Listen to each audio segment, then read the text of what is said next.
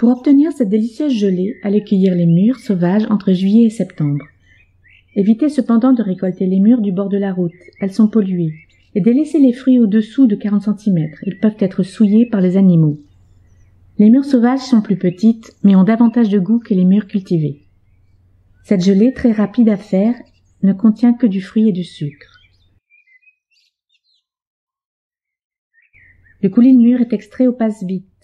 La mûre étant peu acide, on lui ajoute du jus de citron, un demi-citron pour environ 500 g de fruits. Ce citron est indispensable pour la gélification.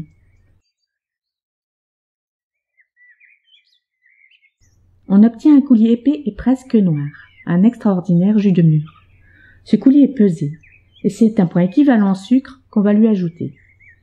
Ce sucre blanc ou roux ne doit pas contenir de gélifiant. On peut éventuellement en enlever 10%, mais pas au-delà. Ce sucre joue aussi un rôle dans la gélification.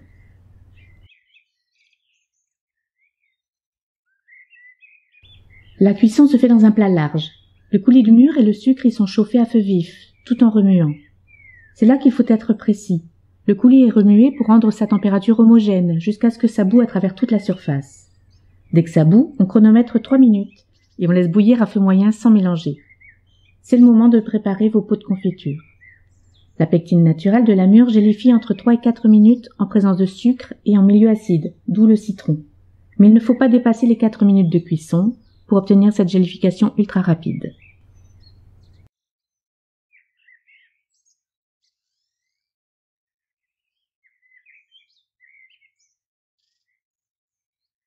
Donc, dès que le chronomètre sonne, cette belle gelée est retirée du feu, mise dans un bol verseur et répartie aussitôt dans les pots de confiture. Les pots sont très remplis puis fermés aussitôt. La gelée brûlante va pasteuriser le pot et le reste d'air.